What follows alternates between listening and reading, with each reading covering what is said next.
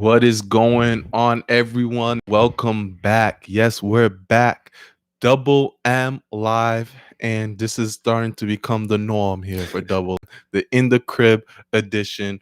Once again, you got Mr. Mike Nice in the building. Yes, sir. Again, like you said, this is the normal now. We're doing the show from the crib, from home, because we don't have a choice.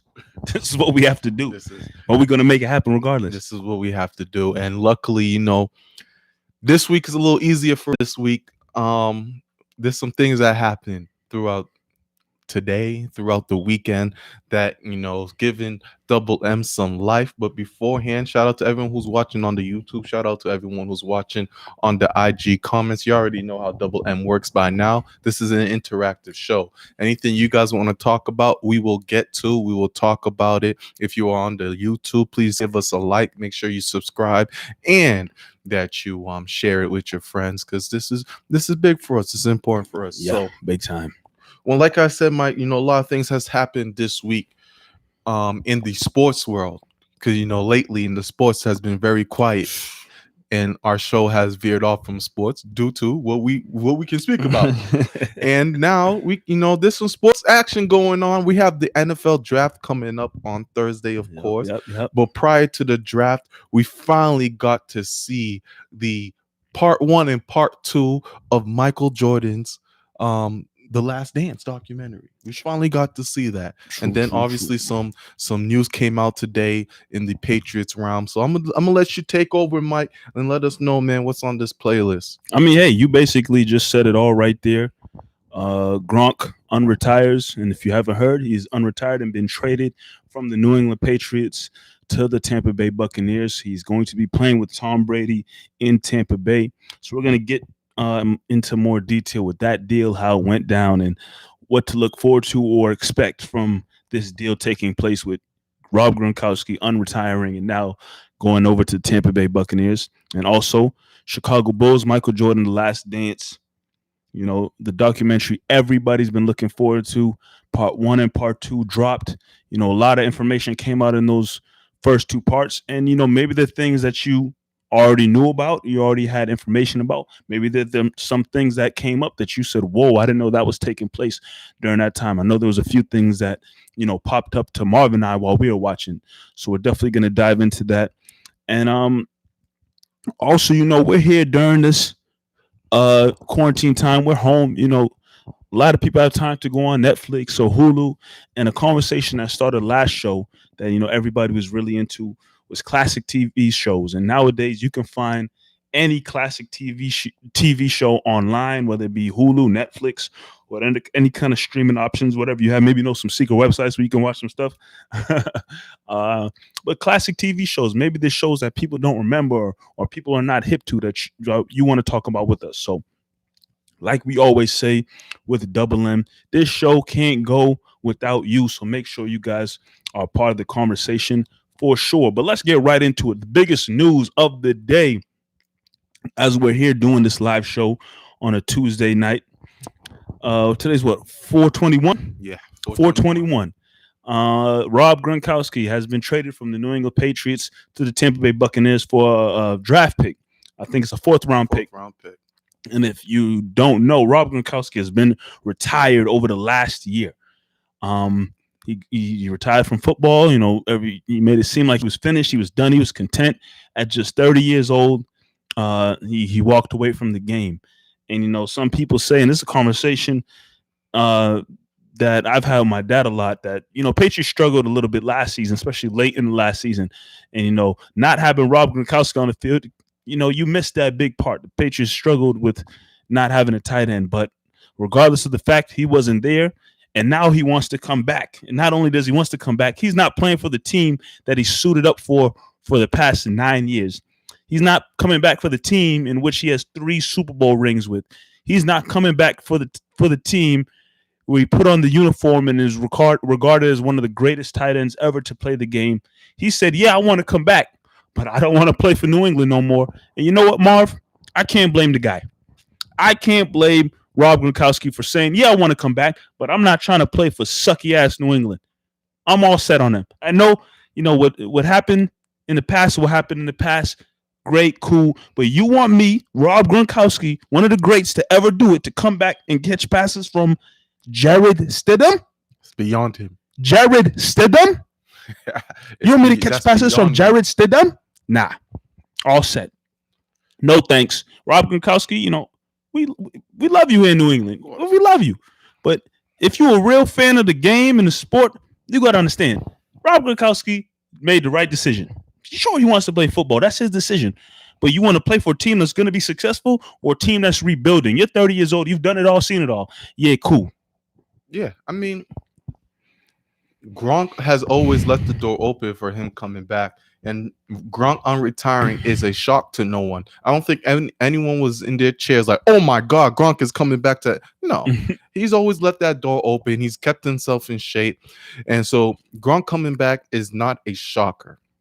He's going to go play with his buddy, his quarterback that's been his quarterback for the past 9 years, and Tom Brady. This is another non-shocker for me. Players do this all the time. If you have a quarterback who you are familiar with, you want to play with that quarterback. Tom Brady is the GOAT. And like you said, he's not going to come and try to form a relationship with Jared Stidham, who he has no idea who he is, coming to that system. No, he's going to go with Tom Brady, where obviously there's a chance to win a Super Bowl there right now.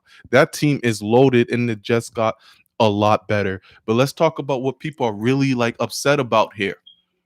People are really upset when you got the news, you got the Adam Schefter notification that Patriots trade away Rob Gronkowski for a 4th rounder. They trade Rob Gronkowski, a 7th rounder, and they receive a 4th rounder, and everyone loses their freaking mind. Everyone gets upset, right? Because what the hell? You got Rob Gronkowski, the greatest tight end of all time, and all you get back is a 4th rounder, and people want to get mad at Bill Belichick, and you can't get mad at Bill. Nah, you can't get mad at Bill, because at the end of the day, if Rob Gronkowski wanted to come back, what was going to happen? Patriots were going to have to release it, and here's why: Patriots are broke. I'm broke, Jack. Bro, they only have $1 million left in the cap. Gronk's contract is a $10 million, 1 year, $10 million contract, and it would be this is gonna sound confusing, but it would be a $12 million hit in their cap. Robert Kraft's not doing all that. 1. 2, you don't know what your future's looking like with the Patriots right now, what type of contending team is. So at the end of the day, if Rob Gronkowski wanted to come back, what the Patriots were going to do was release him. They were going to release him, and you get Rob Gronkowski for nothing. You get him for nothing. Now you get 0. nothing. So instead, they flip it and get a 4th round pick. Listen, Patriots don't have a 2nd round. They do not have a 2nd rounder. But now they put themselves in a situation where they have plethora of picks between the 3rd round and 4th round. I believe they have 4 or 5 in there. If you know anything about Bill Belichick, you know what he does. He's gonna shuffle those pieces around. He's gonna move up. He's gonna move back, and things are gonna come along with it. So Patriots fans that are freaking out, all I need you to do they're freaking out, all right. Relax. Oh, you Aaron Rodgers? Yes, I'm on my Aaron Rodgers right now. Relax. It was either get Gronk, have Gronk leave for nothing, or get something out of it. You got something out of it. Another thing of hope. Mm-hmm. The Bucs are not keeping Gronk, Howard, and Braids. Somebody has to go. Something's got to give. I think there's going to be an open line of communication for Howard, because now, I mean, Howard's the odd man out kind of in this situation here. Is he? When you bring in Rob Gronkowski, Howard. Maybe Brady's going to come over there and introduce to them the 2 tight end set with Chris Godwin, with Mike Evans, just with a 3rd tight end. I think Howard, a guy that they've been shopping, this gives them a better reason to shop him now. I think Howard is the odd man out, and Patriots should keep an open line of communication with Tampa Bay to keep. Obviously, that wasn't going to work right now with the trade with Rob Gronkowski, because I just told you guys they only got $1 million. They're broke, but hopefully somewhere down the line something could work out. So Patriots fans, please listen to me. It's looking gleam right now. It's looking gloom. I get it. But this was the best situation that could happen. So in our comments, I see Wes said, if it's gonna be a rebuild by the Patriots, have them do it the right way and gain cap room. You just said it yourself. They only got $1 million to work with. Gronk coming back, the salary, the cap, it just wasn't gonna work.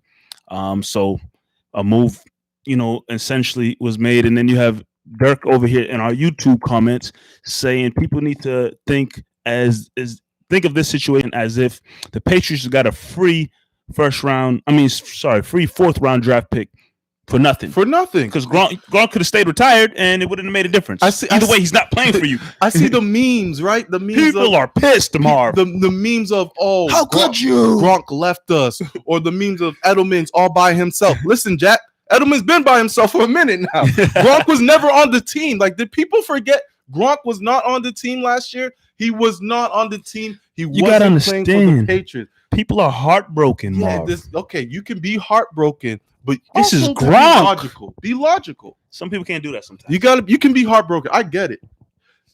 You can separate being heartbroken and logic, though. It's tough for some people. They can't get past the fact that Big Robert Gronkowski, number 87, all that he's done for New England, the Super Bowls, the Gronk spikes, all the fun, good times. He wasn't on your team, guys. And when Brady left, he was never coming back. He was never coming back at all. And, there's going to be the conspiracy theories, right? Coming like, Brady told Gronk, hey, man, rehab for this year. Get yourself right. I mean, next year when I'm out, I don't think it mattered where Brady went. This probably was going to be a deal possibly out there for Brady for Gronk to come out of retirement and tell the Patriots, look, I'm out of retirement. You could get something for me. Just send me where Brady is at. Yeah. If you don't want something for me, hey, no problem. I'll stay retired. I mean, I granted he probably didn't want to stay retired. He wants to play with Brady, but if he's gonna come out of retirement, I'll do it. And you have to have a deal done with whatever team, wherever Brady goes. So, hey, man, I think in every sport sometimes, players in the offseason on the side, they finesse things. We've seen it in basketball. The big three in Miami, they had those conversations about coming together. I'm sure Brady and Gronk had conversations about, hey, yeah, definitely. I'm leaving the Patriots. I'm going wherever. I want you to come with me. And, thankfully they're able to make it happen. Doug said Brady and Gronk had this planned, and I believe good for Gronk. He at the end of the day, Gronk was going to retire because his body couldn't take it anymore. He was going to need some time off. He's had a whole year where he feels good, and his buddy's in a great situation. Yeah, Brady's in a great situation. I believe Gronk stays in Florida. That's where he resides. I think that's where he lives. It doesn't get any better for Rob Gronkowski right now. Come back, and you're in the offense. The only thing is Bruce Arians. He's just not good with tight ends. Like they're gonna have to figure that. He's never had a Rob Gronkowski. So they're gonna have Byron Leftwich, the offensive coordinator. Was he offensive? He's a quarterback coach. Quarterback coach. Brady, he could be the offensive. Brady ain't listening. I know he was a quarterback. Don't matter what they paying him for. Brady not listening to him. But another interesting thing that came out on Twitter with everybody upset and whatnot is the fact that Julian Edelman, Brady's best friend, Brady's right-hand guy next to him and Gronk, they had the big three brothers, whatever you want to call them during their time here. All of a sudden, Edelman unfollows Brady on Instagram. And that's a big thing now. You unfollow somebody, that's big time. A couple years ago, I would have been naive and tell me, get out of here. I don't care. It's big time. You unfollow somebody on social media. That's something. They'll hit you up, say, what happened? What I do? That's something. I don't know why that's something, but that is something. Edelman and they were just at a basketball game together like a couple months ago, and now they don't follow each other on IG.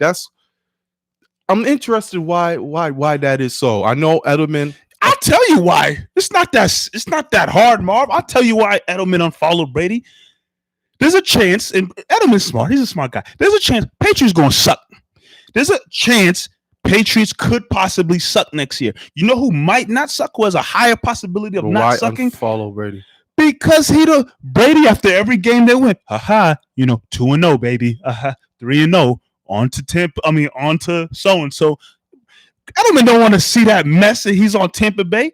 Edelman don't want to see the videos of Brady throwing touchdowns in Tampa Bay and say, we're 3-0 now. You don't need to follow Brady to see it. It's everywhere. It's posted everywhere by every on top of being upset and probably not wanting to do that, I think he has a statement to be. You want to make it. You didn't have to unfollow, but you don't have to unfollow somebody to not follow what they're doing. There's blocked or just ignore whatever them things are that you can do on social media. But it's a clear statement. He making a statement. I mean, Edelman did come out, a couple weeks ago, I believe, on his Instagram and said Foxborough forever. So he's in. It looks like for right now, he's in it for the long run. It's a couple of comments. Wes is saying that Gronk going to Tampa Bay works for Gronk post career. My brother Jay's pissed. He said, "F Gronk." I told you, Patriots fans are mad out there.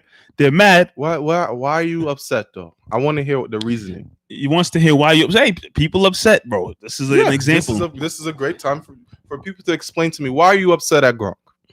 Wes says that, something that you said and that we talked about, this is where Gronk resides in Florida, so he can stay down there. You're playing, you're living, you're partying, have a good time, and it's all in Florida. You're doing football, which, he claims he loves and he's passionate about. I'm assuming it because he's coming back. He's very damn good at it. We know that. And you're doing it in Florida, the party state, Miami Beach, whatever, Tampa Bay, with your boy Brady.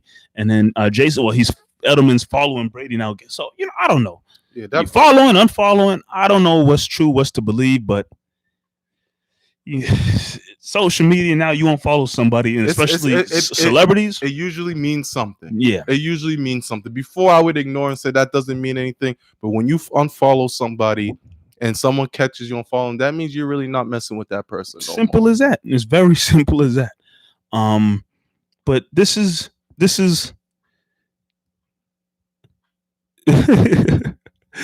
Dirk says no. Same thing I say. I agree with you, Dirk. I got no beef with Gronk. Yeah, am I upset? You wish Brady was still a Patriot. You wish Gronk came out of retirement and still played for Patriots. Yeah, of course you are. If you're a fan of a team and one of your great all-time players leaves, you wish they were still playing or wish they were still there. But at the end of the day, if you really look at it, why the hell would Gronk want to come back to play for a team that could possibly suck? I don't care if Belichick's still the coach. I don't care if his buddy Edelman is still there. At the end of the day, Rob Gronkowski, his main job with his position, obviously blocking went out, but catch passes, but most likely catch touchdown passes. And he's not doing that from his boy. He's not doing that from his boy anymore. He's not going there to say what's up to Stidham. Like, come on now. It makes perfect. I personally have nothing wrong with Gronk no longer a Patriot. No, Gronk's making the best move for him. Like we've been mentioning earlier, Bucks had the leverage. Gronk had all the leverage. Patriots had zero leverage because they are broke. If Patriots wanted to keep Gronk and had money, they'd have to keep Gronk.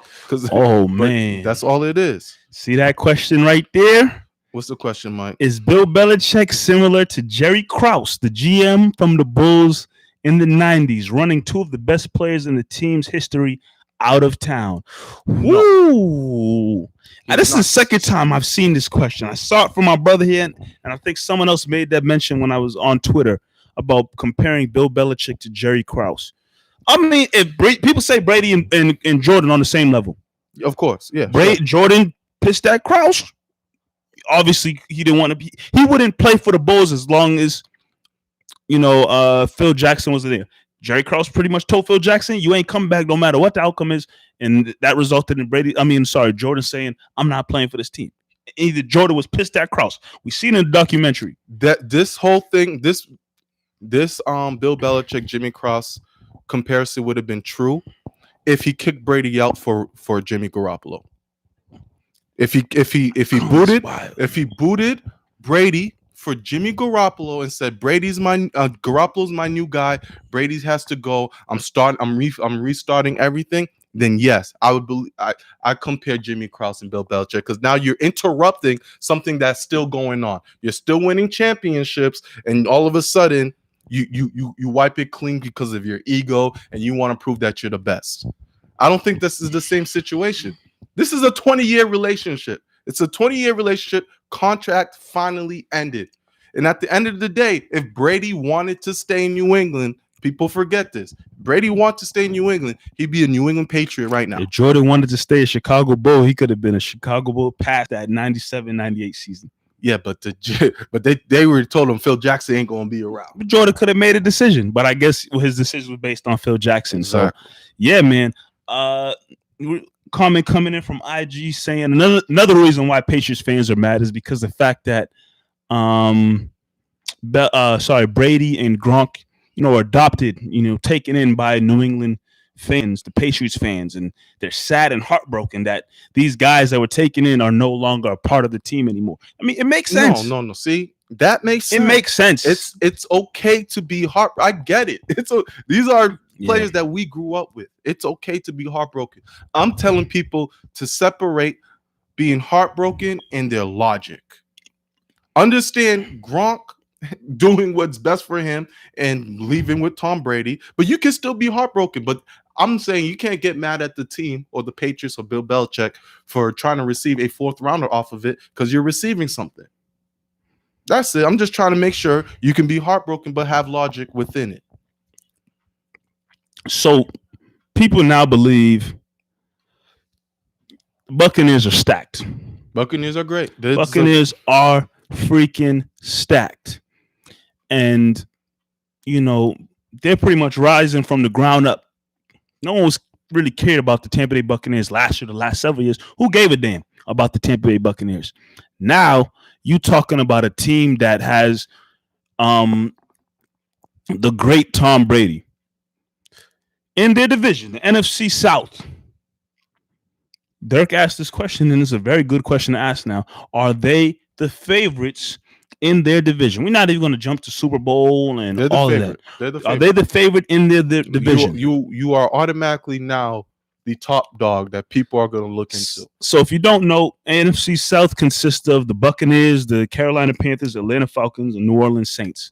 You have Buccaneers as the top team in that division. Yes, they are now the favorite over the machine of the Drew Brees and New Orleans Saints. The New Orleans Saints that can never get over the hump. Yes, they're the favorite. They have the better offensive team right now, and they had a better defensive team than the Saints last year. And right now, they have a better offensive team than the Saints. I mean, it's close. You still got Kamara over there. You still got the greatest wide receiver right now in the league in Michael Thomas. I feel like it's pretty neck and neck, but I'll give the Tampa Bay Buccaneers a head up when you add Gronkowski with a double tight end offense. So you're saying it doesn't matter. Tom Brady's new to the team, new to the system. Gronk's going to be new to it their first year coming together. Favorite, Mike. They're the favorite. But it doesn't matter to you. They got Gronk, they got Brady. They're not the favorites. They are the favorites in the NFC South, right? South. They're the favorites in NFC. But I'll say this: I've never seen a team proclaimed as a super team win a Super Bowl. Are people proclaiming the Buccaneers a super team? I don't think so. Our TVs are off right now, but they're gonna shoot at the Buccaneers as a super team. Now that Gronk is on, because you have names now. Anytime you have names, the Mike Evans, Tom Brady, Rob Gronkowski, I've never seen them win the Super Bowl. Last team I seen make a move like this was the Rams of 2 years ago. Was it 2 years? The Rams of 2 years ago. They just started piling up pieces. You already had Todd Gurley. Then you sign all these big defensive names. Then you have who else did they bring in? Brandon Cooks. They brought in Sanu. I mean, not Sanu. And Dominican Sue. Who's the guy they traded? Fowler from Atlanta. They stacked up, and they was right there. They was right there, and then they lost. You had another team that reminds me of this. It was the Philadelphia Eagles years back when Vince Young was yapping away when they had their proclaimed super team. Who the hell was on that team? I'm drawing a blank. If you guys remember the comments, remind me. But it was Vince Young was the quarterback. No, Vince Young was the backup quarterback. It was with Vic. It was with Vic, and they had a squad. I'll go back and read you that team, but you can get to some of the comments. I don't know. Like, I personally, I mean, I don't know if it's because I haven't been watching sports and ESPN too much, but I personally haven't heard the proclamations of the Tampa Bay Bucks People are being a already Super. putting them in the Super Bowl. I just know, I just believe they'll be pretty damn good. Brady could have literally went to any team. The big talk during the offseason was maybe Brady's gonna go team up with Mike Vrabel in the Tennessee Titans. And I tell you what, if he put on that damn Titans uniform, it was a Tennessee Titan, people would have had those guys as Super Bowl favorites. It didn't matter where Brady went. But I guess, yeah, you add Gronk to the situation, that's just a whole nother animal. I mean, I think there's still question marks with their running back situation. But I think something you said earlier, they don't need to run the damn ball over there. They don't need to run the ball, and the running back is going to have an easy ass job. Excuse me. Yeah, that offense. Now you're looking at a team. Brady's behind center. Gronk lined up. Mike Evans, Chris Godwin. Like, that's three solid options right there. And then if you go with the two tight end set, assuming maybe they keep OJ Howard, possibly OJ Howard, Gronk, Godwin, Evans, and even Cameron Brate. Don't get it twisted. Cameron Brate sometimes is even more productive than OJ Howard at points in time over the last couple of years. Yes, sir. So let's assume one of those guys are gone. There's no way they're keeping all three because all three of those guys have some kind of value. They'll make a move to get rid of one of those guys. So that lineup there is crazy for sure. Get to some of the comments here. Bucks draft a lineman. Their offense is close to complete on paper. And that was from Derek. Jay's asking, don't know what to expect from Gronk. Is he the same? That's also a big. That is a big question. A big question mark. How's Gronk feeling? Is he the same player? The last time we saw Gronk, obviously hobbled, was not the best version of Gronk, But now he's had a year off to get his body right. He's had a year off, but is that going to deter him from having, because he hasn't been in the game for a long time? We know his body is fragile at the end of the day, But and that's going to be the talk of can the Bucks go as far as Gronk takes them? I think Gronk helps them, of course, but I don't think he changes. Obviously, it adds another level to it. But even if you didn't have Gronk in the picture, that team was already a force, in some people's opinion, a force to be reckoned with. Gronk, once again, is still young. What is he, 30, 31 years old? 31. He will 31 be years playing. old. Somewhat still young. We've seen tight ends in this league have successes into their mid to late 30s. Obviously, have those tight ends gone through the same kind of wear and tear that Gronk has? No. But again, this guy has stepped away from the game. According to him, he's got his body on point, feeling tip-top shape. And if he wanted to play at any point last year, according to him, he could. He just didn't have the passion for it. He's had a full year and some change to let his body heal up. And sometimes, especially if you're still relatively young, you just need time to let your body heal. Now, obviously, depending on when things get going, he has to go through training camp, but that's when he's really going to get a chance to start going through the football motions again. But he's used to it.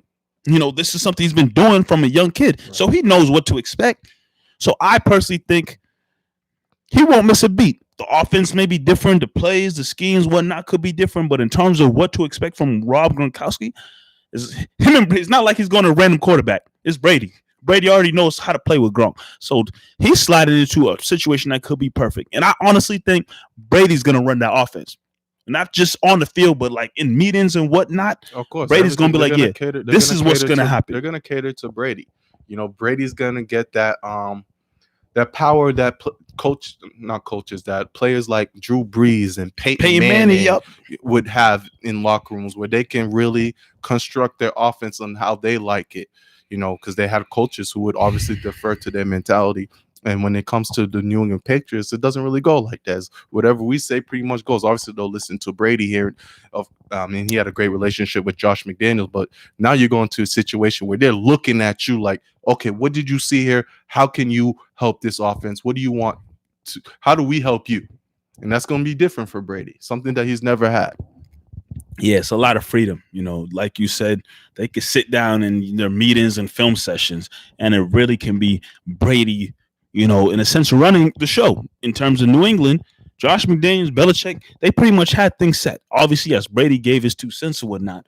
But now I think, again, not only Brady can have his 2 cents on how the offense should maybe look and run, but they're already probably taking it. Brady's probably said, "Hey, let's go get Gronk. Gronk wants to come back. Go get him." They said, "Brady, you want Gronk? Sure, whatever you want. Call up Gronk. Patriots, make it happen." So Brady has a lot of power right now.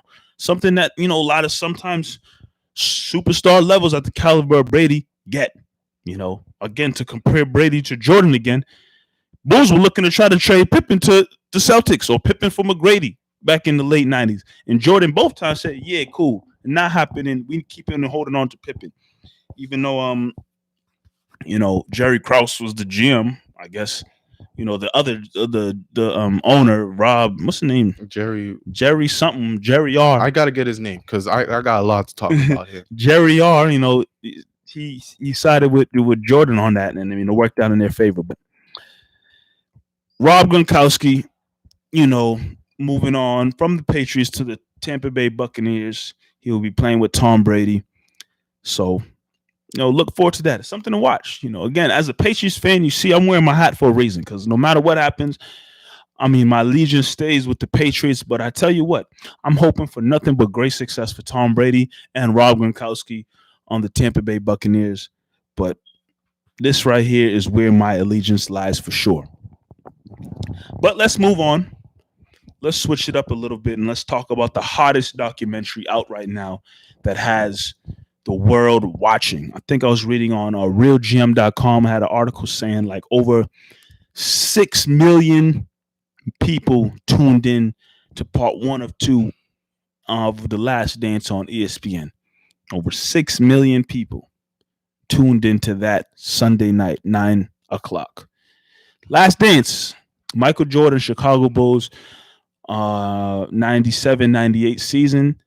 Going behind the scenes on what took place, what transpired with everything Chicago Bulls that year. And we've been looking forward to this documentary to drop for about 2 years now. Years. And it's finally here. It was supposed to come out in July, but with everything going on, thankfully, ESPN and, whoever else, they came together and say, look, people's locked down, people's in quarantine. Let's give the people something to keep them happy, keep their spirits up, and have them entertained. And The Last Dance is exactly what we want. Fun fact: this documentary is still being made right now. Crazy. Like they're still working on episodes 9 and 10 at the moment, but because they, like you mentioned, they understand the times that we're going through.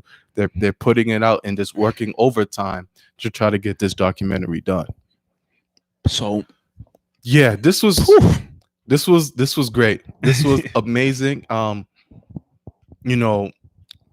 Fans, people who are old enough to remember Jordan got to feel that nostalgic feeling.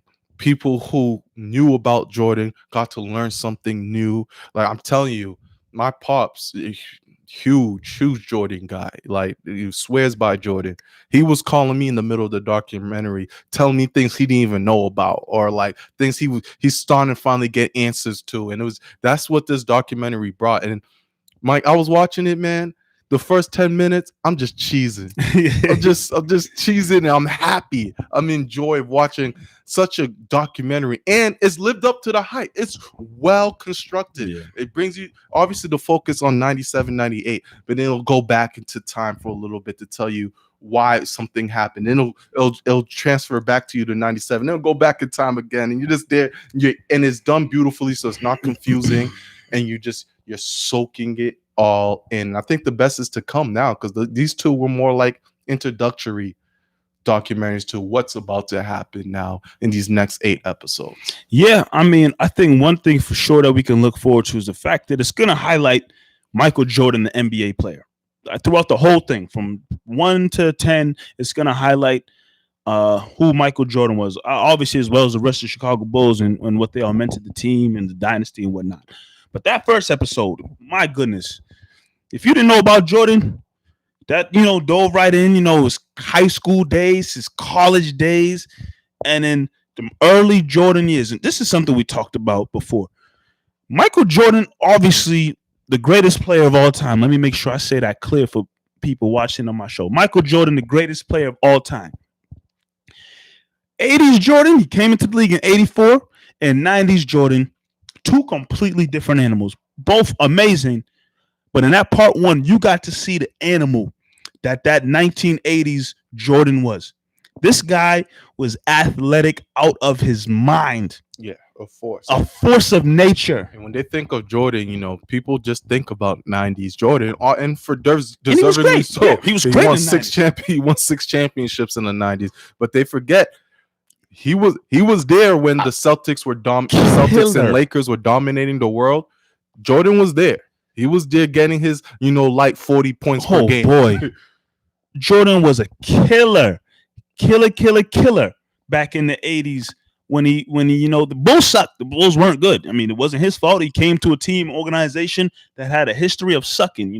One thing he talked about in a documentary was when he was a young rookie, he's in the hotel room, came knocking on the door. Them dudes was in there with girls and alcohol and cocaine and all types of stuff. On that other stuff. And according to Jordan, he wasn't for none of that. He just wanted to. He wasn't. Yeah, he said that documentary. He said they was in there drinking. I wasn't drinking at the time.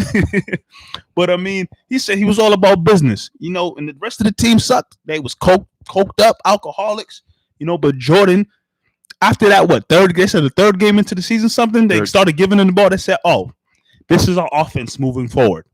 And, you hear about the early 80s, Jordan averaged 33, 37 points a game, couple triple-double, yeah. My goodness. Early Jordan was crazy, but let's get to why we're really talking about this documentary. There was a couple things in this documentary that are the talking points around the world. Shout out to Ryan Mooney, man. Ryan Mooney, what's up, man? We haven't seen you in a minute, man. We're on what's the new YouTube. Make sure you subscribe and send a like. Yes, sir. Lock it up.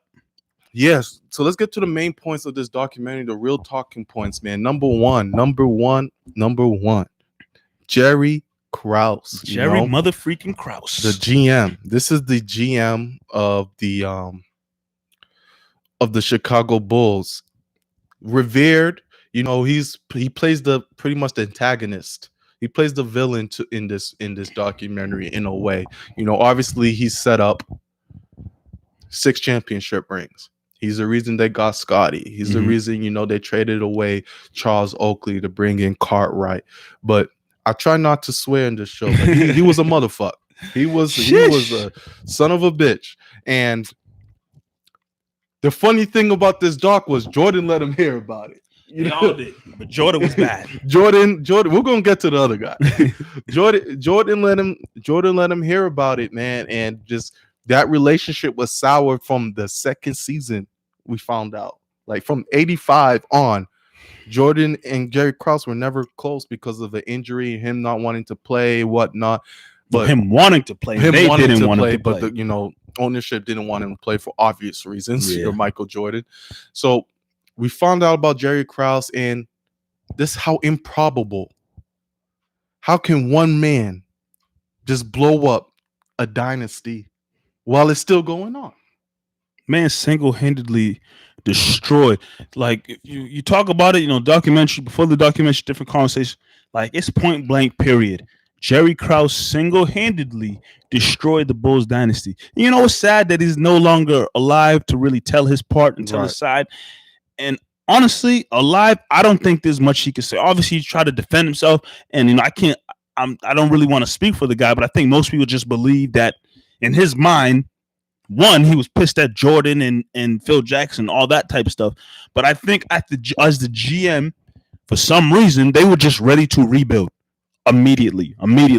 For some reason, they were fixated on rebuilding. And I think a lot of that comes from the fact that, again, Jerry Krause was upset that he wasn't getting the same hype and publicity as Phil Jackson and Jordan and Pippen and whatnot. So because of that, and being a GM, he wanted to rebuild and get all those guys out of there and start fresh and brand new. But like Jordan said at the end of the championship press conference after the 96-97 championship, Jordan said, I don't want to misquote him, but something along the lines of, as players, they're entitled to keep playing and winning until they basically get knocked off the mountaintop. Jordan felt like the team should not come to an end. Everybody should be in impact and stay in this spot until they get knocked off the mountaintop and lose. Jerry Krause had different envision, different ideas. Yeah, he saw the end of the road. He felt that Scotty wasn't the same Scotty no more. He wasn't messing with Phil Jackson whatsoever. He that felt like infamous quote. the I don't care if you go 82 and you're out of here. That's to say that, just because Phil Jackson was different. Obviously, he was a different guy. He kept players away from the organization. It felt like it was organization versus the players, and that's how Phil Jackson was able to motivate his team.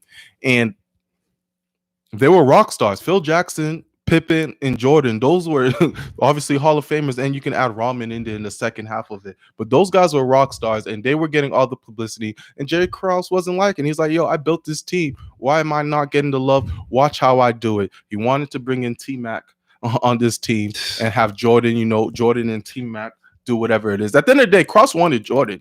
Jordan was the key. He just wanted everyone else to go and say, hey, look what I can do. But, Krause obviously knew as well, hey, if Phil Jackson leaves and Jordan says he's leaving, F it. We're gonna move on. But the guy who's not innocent in this at all, and I'm sorry if I mispronounce his name, Jerry Reinsdorf or Reinsdorf. Yeah, he ain't innocent. The owner. I call him a word, but again, I'm trying to keep the show a little bit of family friendly. But I don't give a damn. There's a word to describe that guy. What is it? I'll say it for you. Come on, Marv. I'll say it for you. I don't want to put you in that position. I'll say it for you. Start with a B. And with an H. Okay. A couple I and a T. C in there, like. Listen, Reinsdorf. He's gonna try to come off in these documentaries as innocent and say, yeah, Jerry Krause wanted to shut up. He's slick. He's slick to sit there on his little stool and say everything. Oh, he made me sick. He made me sick. You are the owner. You know that the players are pissed at Jerry Krause. You know you are in the midst of a dynasty. You have a choice. Jordan or Krause? Who you picking? You pick Jordan 10 out of 10 times, no matter what. Like he was in the back. He rocked with Jerry Krause. He felt like Jerry Krause was one of him. That was one of his guys. Yep. So you're part of the plan. You're part of the plan of breaking up the dynasty. No matter what, you are part of that situation. You're part of the plan of getting rid of Phil Jackson. You're part of the plan of having Scotty get traded. You're part of the plan of knowing that Jordan's going to leave if Phil Jackson leaves. You don't care. This man has brought you how much money in the organization? Even if you don't win. Even in 99, you don't win. 2000, you don't win. You are the Bulls. Like, everyone's coming to watch you guys. You guys are still going to fill out seats. You're still going to get money. Isn't that what you're supposed to think as an owner? Money? You're supposed to think money. At the end of the day, everything's about money, right? Jordan, the big three, Phil Jackson, they bring in money. So why blow that up? How many championships have the Bull won since? And he's still the owner. He's still the damn owner. He's still the owner. That's why he's there sitting down. Well, Jerry Krause, nah, you're not slick, man. I feel like everyone read through that. Everyone read through that slickness. Everything you just said, he could have stopped it all. He could have stopped it all. He could have stopped it all. I don't care what Jerry Krause feels or thinks. Jerry Krause works for you. So basically, you telling me that you, above Jerry Krause, you don't have no damn Celsius. Jerry Krause is stupid already. And you are top Jerry Krause as the owner of the team. You don't have any damn sense yourself to sit there and not want to stop anything. I saw the comment coming from Wes, talking about how we want to rebuild after a championship season? Or how do you want to go on a rebuild and not keep Phil Jackson around? How? It doesn't make... I've never seen in the history of sports a team win championships and have so much success, and the following season you just want to say, I don't want it anymore. I don't want it. I've never seen it. And know what's crazy? What's the crazy thing that I found really fascinating about this whole thing, right? Because when you see a documentary like this, you're like, wow, this was all kept under wraps. This wasn't kept under wraps. Oh, we had some knowledge of it throughout the whole year. Michael Jordan, Phil Jackson, they're all getting asked. That's the crazy part. Yo, so what's going on? What's gonna happen? Jordan, hey man, Phil's gone, I'm gone. Phil's like, I'm gone, I'm out of here. They don't want They me. don't want They won a championship in 96, 97. The question is asked to Phil Jackson, are you coming back? Can you imagine that? In any type of way, you won a championship, you're on the podium, everyone's going crazy, and they're asking you, hey, are you coming back? And you know, Phil Jackson, I love watching Phil Jackson. He's so suave. Yeah. And just nothing gets to him. Laugh it off. You know, like he it's like he knew that question was coming already. He's so prepared for everything. That just made me like Phil Jackson a lot more. And he just hey man, you know, if the management wants me, we'll see what we can do. I tell you, I hate Lakers Phil Jackson. But I like that Chicago Bulls Phil Jackson a lot. He's smooth, man. He's real smooth. He's real slick. He's very articulate. I like hearing him speak in that 90s era. It made me really appreciate Phil Jackson. And you can understand why the players really liked Phil. Yeah, you know, it's clear cut in what you were just talking about from the preseason and training camp. That clip where they was in, you know, Bulls training facility, and they asked Michael Jordan a question like, what's going to happen that could possibly break this team up? And he looked up to the owners, the GM's box or whatever. That's from training camp. Then you go from throughout the season asking them questions about what's going to happen. Phil Jackson, Jordan keeps saying throughout the season, if Phil's gone, I'm gone. Phil's gone. Then you win the championship and you get to the mother freaking parade standing in front of thousands of people. And even when they have the microphone at the podium, you know, celebrating the championship, you know, they're basically saying, I don't know, we don't know what's going to happen, but we just got to enjoy this now. They have to endure that all year long. All year long, they're answering questions, they're dealing with the media. And behind the scenes, this guy, Jerry Krause, is just sitting back here, watching his team be successful, watching his team win championships, three-peat after three-peat, big win after big win. Michael Jordan, great performance after great performance. Phil Jackson coaching great games. And you have nothing in your mind that clicks and says, look, we need to do whatever we can to keep this team together. Nothing in his mind clicked to say, yo, we got one of the greatest teams and dynasties in all of sports history. And nothing in your mind ever clicked to say, hey, let's do whatever we can to ride this thing out. I notice sometimes, you know, I compared to the Celtics. Celtics big three era. Yeah, you had Ray Allen and KG and Pearson, and after a while Ray Allen left, whatever, but that team wasn't winning. You thought, okay, you got these great players, let's ride it out. But after a while, these guys, they suck. They get old. They suck. They're not good anymore. They can't even make it to the second round of the playoffs and whatnot. They suck. Jordan was, 35? They won a championship. Pippen was maybe 31. Rodman was in his 30s. These guys were older. But they were freaking winning. They're winning. A couple years removed from one of the greatest seasons in NBA history, 72-10. And nothing clicks in your mind to say, look, we got to ride this thing till the wheels fall off. Jordan said it himself.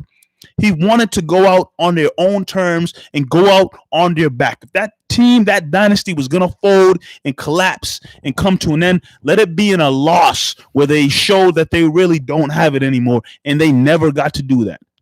We all talk about how great of a winner Michael Jordan is. He's never lost in the finals. But I really think Jordan could have taken the burden or toll or feeling of losing a finals, just knowing the fact that him, his team, Phil Jackson, Pippen, they just didn't have it anymore, and lose and gracefully bow out that way, not get destroyed by Jerry Krause. Yeah, it's on. This is crazy. It's crazy to think that something so great can be destroyed off of ego, and that's just wild. That's crazy for us. But there's another talking point, because Jerry Krause, we can go on forever. There's another one. There's three, but the second one. Please talk about the Pippen. Of course, the second one is Scottie freaking Pippen. And one thing before we even get to his side of the story, I loved, and I know you mentioned it too, I loved how Jordan was saying, when you say Michael Jordan, you have to say Scottie Pippen, because Scottie Pippen wasn't just a sidekick. Like, oh yeah, dude was a baller. Yeah. Scotty was a force. And a lot of people want to say, oh, Jordan didn't win without Scotty. Yes, Jordan didn't. Here, I'm gonna say it right now. You can think Jordan's the GOAT and still say Jordan didn't win without Scotty. Like, the two can be simultaneous. He can still be the GOAT and still have needed Scotty to win. Both are correct. It's fine. Jordan didn't win without Scotty. He needed Scotty. Yes. All of that he makes it known that his damn self. Like, all of that is true. That is not a hinker on his shield whatsoever. Yeah. Just need to get that off my chest. Now, Pippen's story was great. This is a guy obviously who doesn't, because he was in the shadow of Jordan, doesn't get talked about a lot. One thing that we always knew, if you knew sports history, always knew Pippen had beef with the Bulls. You knew that there was times where he wanted to leave. You knew about the Kukoc story, how sometimes the offense would run through Kukoc and Pippen wasn't really when Jordan wasn't on the team. When Jordan wasn't on the team, and Pippen wasn't really rocking with that, because this guy was an MVP candidate, of course. So you knew there was beef with Pippen and the Bulls, but you just never knew what the beef was. Yeah, really. I was one of those people who didn't know the real history of the beef. And then you watch episode 1, he was like, okay, Jerry Krause, he was SOB. We understand he wasn't the greatest, but what's the real beef? Man, oh man. I'm telling you, it was news to me. News to me. Man, oh man. And it seemed like it was news to the world. Yeah, it was news. Twitter went crazy. It's like even people who knew sports did not know about this. At the end of the day, I'm gonna let you take the field, Mike. At the end of the day, Scottie Pippen signed a contract in 91. Yep. An extension off of his rookie deal. Yep.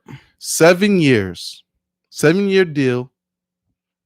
$18 million. Now I'm gonna get back on Jerry Reinsdorf and all of these people in a second, but Mike, you take the floor from here. So once that information came out, and, like Marv said, Twitter went off and whatnot, and throughout the documentaries, Scotty's pissed. Scottie Pippen's pissed. As the years go on, Scottie Pippen's pissed. He's not making money.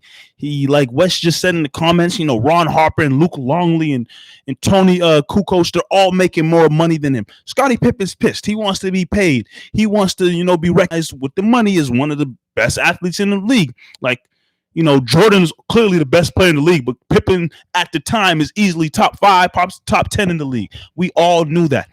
The story of Scottie Pippen not really wanting to play that last season.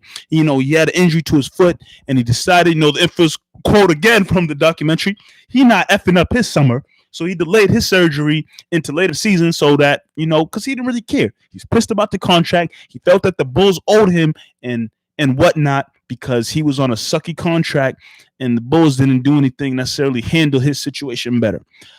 But you got to understand. And again, I understand why Scottie Pippen's pissed 100%. His contract that he signed in 91, unfortunately, is his fault. Now, I won't even put it on him at the time because this is a young guy in the NBA. In 91, he's only been in the league for what, about 3-4 years now. So he's still a young guy, and, gave his backstory a little bit in the documentary. His family, his father's sick, his brother's sick, they're in wheelchairs or whatnot. And his explanation is, he signed the contract. He wanted to take care of his family.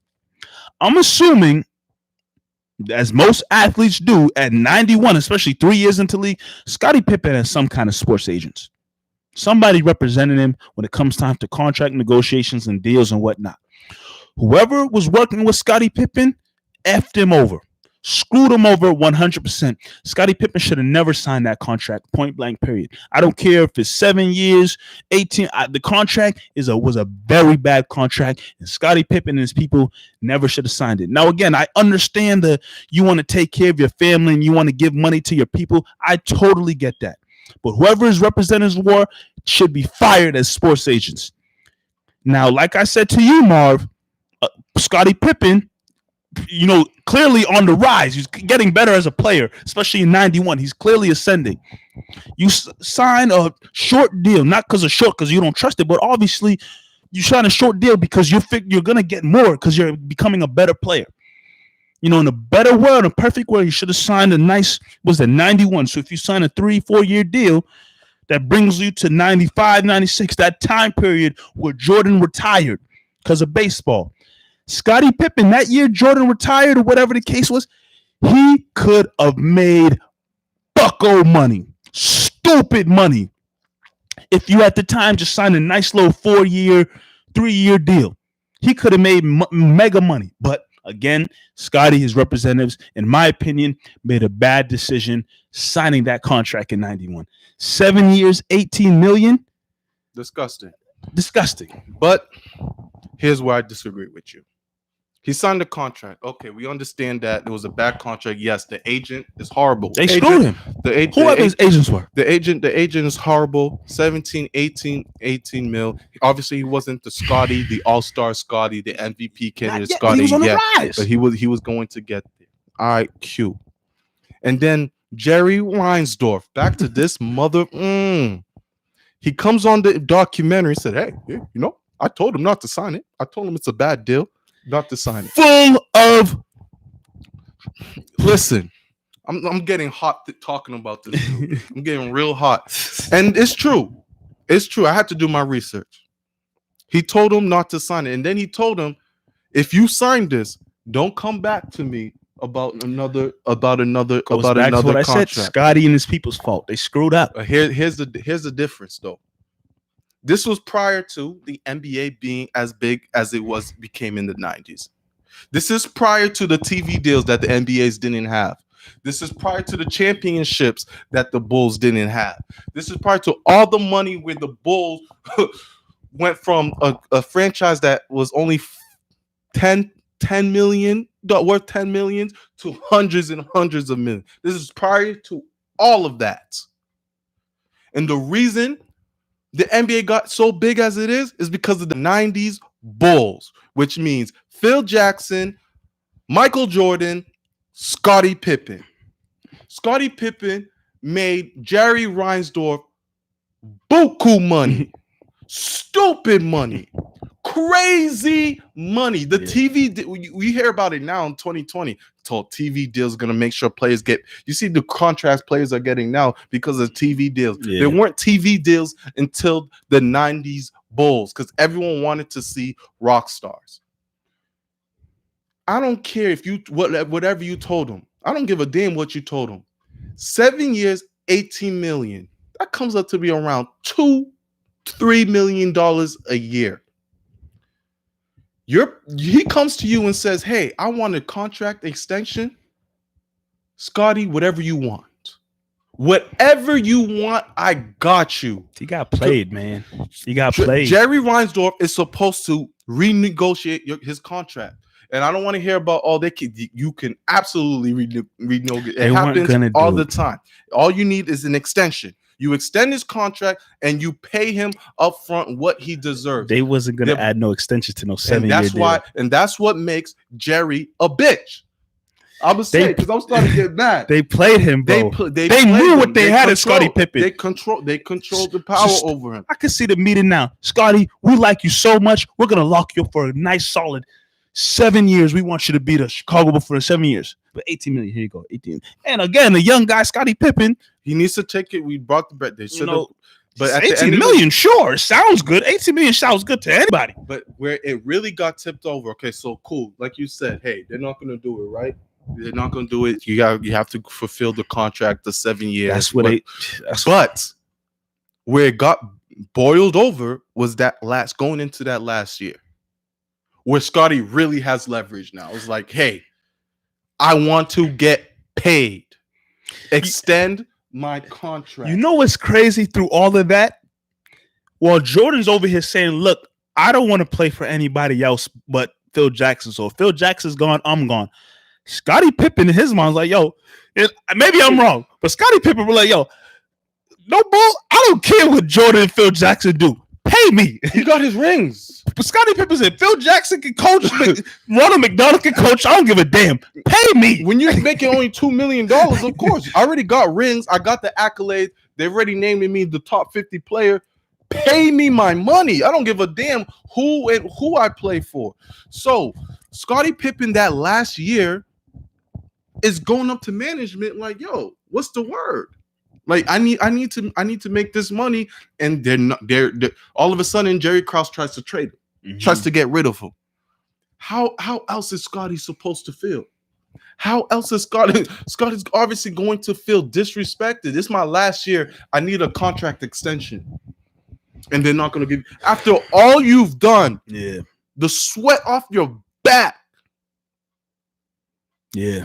It's just a bad situation. It started off with being Scotty and his people's fault.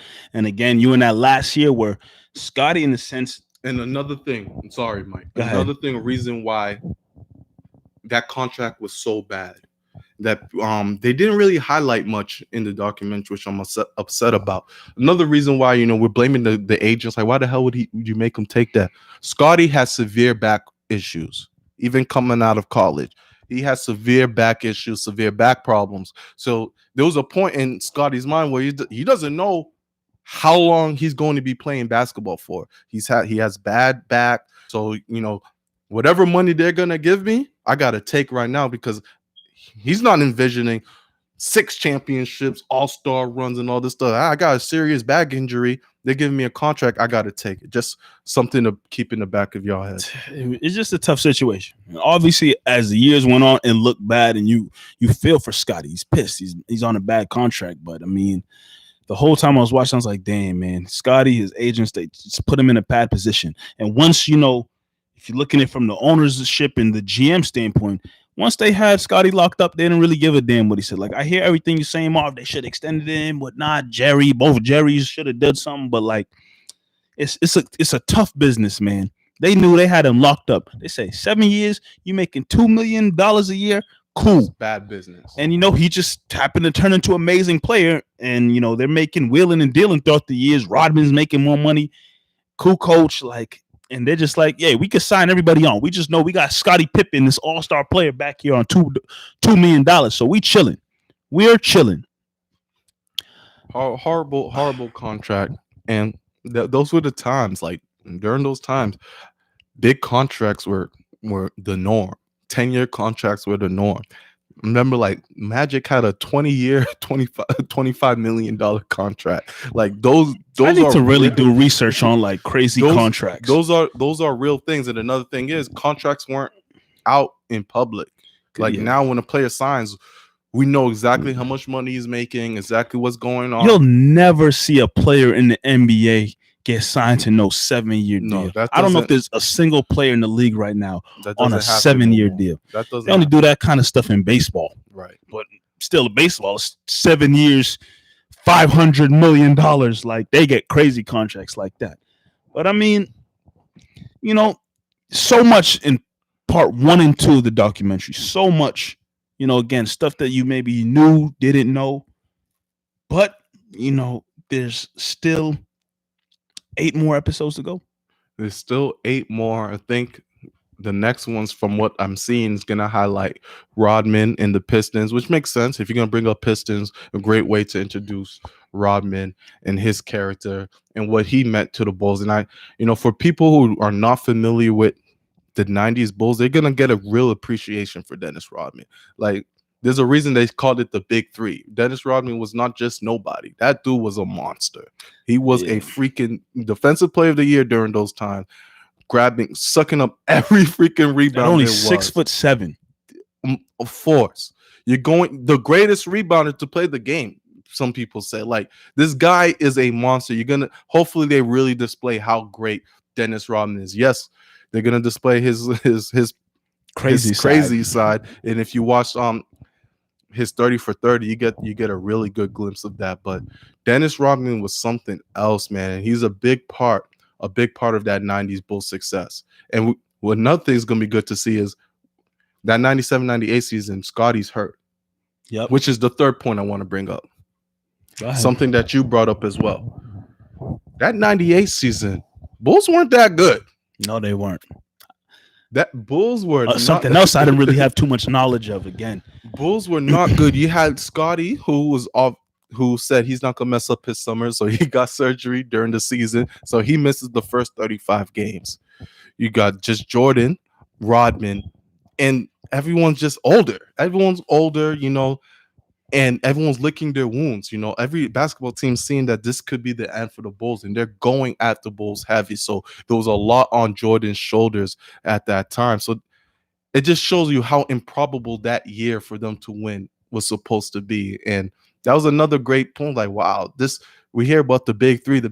That last year wasn't the 72-10 team. Yeah, and another thing on top of that, which adds to Michael Jordan's greatness, until I think wasn't Rodman out for a little bit too to start the year, something like that. Maybe I got that wrong, but Pippen definitely missed a lot of time. Rodman only missed the France expedition game. Well, either way, Rodman, great rebounder, but at the end of the day, you got to get the ball into the hoop. Yeah, he's not doing that. And he's not, they're not looking to Rodman to score. Jordan had to do so much, 35 years old. He really had to put that team on his back. Again, I'll have no problems. I didn't even know all the information that 97, 98 team, all the information you really get is, Jordan beat the Utah Jazz in the finals. Right. But like knowing that Jordan, he was in a sense upset at Pippen himself, knowing that Pippen should have had that surgery a long time ago. It could have been out here with me.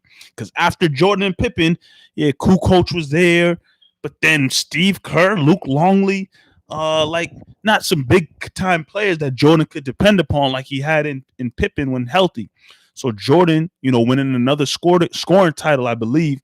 MVP and scoring title. MVP and scoring title, had to really put that team on his back and carry them.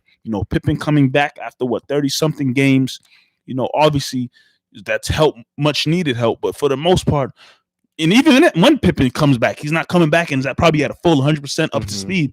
Jordan had to carry that team, and he carried them all the way to a sixth championship, and I mean, what a way to go out. What a way to end the dynasty. I guess, you win it with a championship, but still, at the end of the day, it should have not have ended the way it did. Even if it was a sixth championship and Jordan getting the last shot and whatnot, it should have not have ended like that. I can't wait till they break down that game.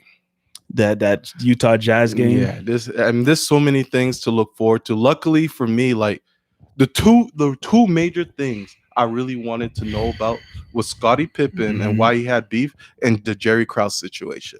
Yeah. And I got them the first two episodes. Right there.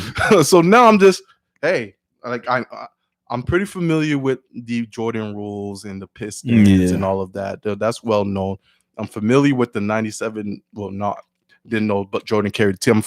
I'm familiar with the Utah Jazz series. Exactly. Yeah. So now I'm interested to see what else they're gonna give us. They said there's a lot of behind the scenes, a lot of trash talking and stuff like that. So those are gonna be all great. And now I just watch and enjoy the show. Yeah, it's gonna be great to get into it. Everybody's looking forward to Sunday. This coming Sunday night when they can tune into parts 3 and 4 of The Last Dance on ESPN.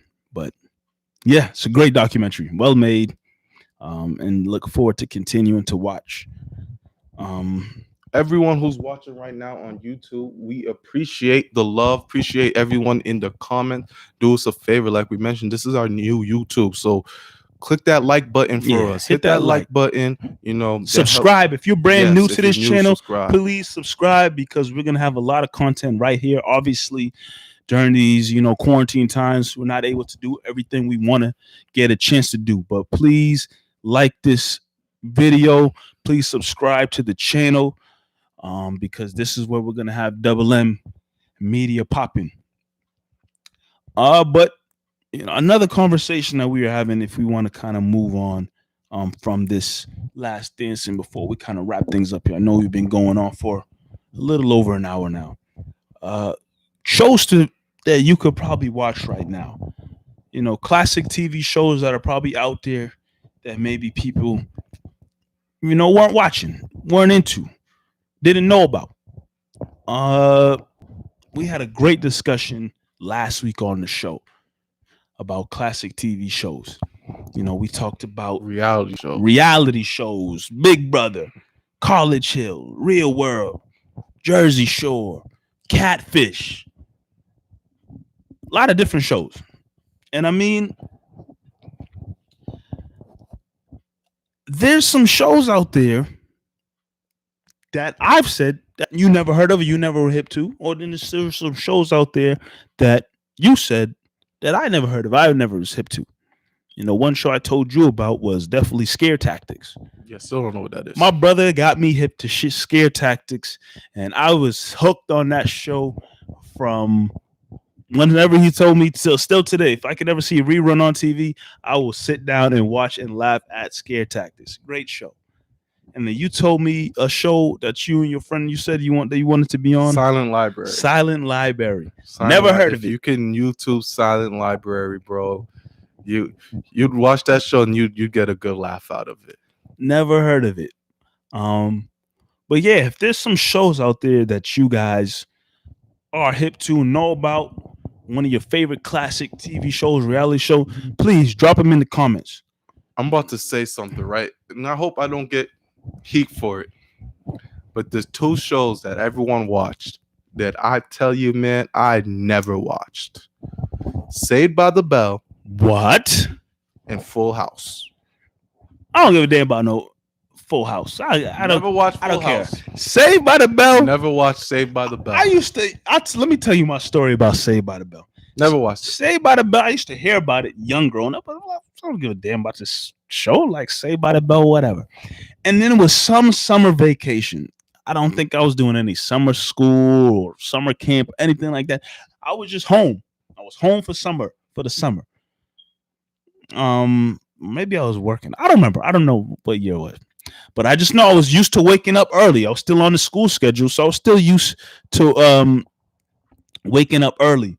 And whatever time I woke up, I'll go in the kitchen, make a bowl of cereal, whatnot. I turn on the TV, and one day, Saved by the Bell was on. And I watched that episode. First of all, I thought Lisa Turtle was beautiful. Can't agree. Don't know who she is. Lisa Turtle on Saved by the Bell. I don't know about today. Lisa Turtle on Saved by the Bell. Mwah, beautiful. And I don't know. From that one episode, I was hooked. I'd wake up at the same time every morning that summer just to watch Saved by the Bell. I was hooked. Full House? I don't give a damn about a Full House. Full House. Did you watch it though? I've maybe seen episodes here and there, but I don't care. You didn't care for? I didn't care. Not one bit at all. Shout out to our guy, Nate saying Keenan and Kel classic show. Fear. You know, another show. How you just saying two shows that you don't really mess with? One show that I know is decent, but I was never really hooked on. I've seen episodes here and there. I know it's a classic. People love it. But Family Matters. What? Family Matters. I can't lie to you. I watched Family Matters. I've seen episodes, but I was never a big, oh man, let me get hooked. The way I used to watch like Martin, or the way I used to watch Fresh Prince, or in other shows, I was never big on Family. I know Family Matters, Steve Urkel and whatnot, the family, like, yeah, cool. But I was never hooked on Family Matters like that. Steve Urkel and I know. And Stefan, yes, he used to go in the machine and change. Like, I know. But when I tell you, like, I know the seasons, I know episodes of Fresh Prince like the back of my mind. There's episodes of Martin I know I could watch right now. Family Matters, it was good. It was out there, but I was never like, Family Matters. Like, I can't wait to it. It was never like a top show for me. Ryan Mooney brings up Jamie Kennedy Experiment, a British Jamie Kennedy Experiment was funny. Appearances. I never watched Jamie Kennedy. Jamie Kennedy, it was he would just go undercover. You ever watch the Carbonell Effect? Yeah. It was kind of like, except without magic tricks. He would go undercover as different people and just act a fool minus the magic tricks. Brings up My Wife and Kids. See, that's a good show. Was my Bernie Mac, but I hold those shows above Family Matters. I'd rather watch those Wife and Kids and Bernie Mac instead of Family Matters. That's just me. My Wife and Kids. Junior has to be. You know, every TV show had the dummy. Has someone who's just so stupid. Junior might be the funniest dummy. Yeah, he was. They used to. My brother said he wanted to be on a Nickelodeon studio shows, Global Guts, Nick Arcade. I don't remember Nick Arcade. What the hell is Nick Arcade? Double Dare, Legends of Hidden Temple. I don't know. But I don't remember Nick Arcade. Your brother a little older than us. He sure is, because I don't remember no damn Nick Arcade. I'm trying to ask my brother. Remember that time we went to Universal Studios and they took us into some studio to watch some show? I don't remember what it was. Maybe he does. He older than me, so his memory probably a little better. But yeah, Jamie Foxx show I didn't watch. Jamie Foxx show was. I didn't watch. It was all right. It was too, yeah. It wasn't bad. It was Harvey's show I didn't watch either. Steve Harvey's show has some funny. Steve Harvey is funny. He's funny. So he made that show. Like those other shows, like obviously My Wife and Kids is centered around Damon Wayans, but like his son was entertaining, his wife was good. Steve Harvey, Steve Harvey and Cedric Entertainer, they made that show. That show was good. Steve Harvey's good. And another show I hold it above Family Matters. Not that I didn't like it. I just never. My generation wasn't watching that show that much. Smart Guy, Sister.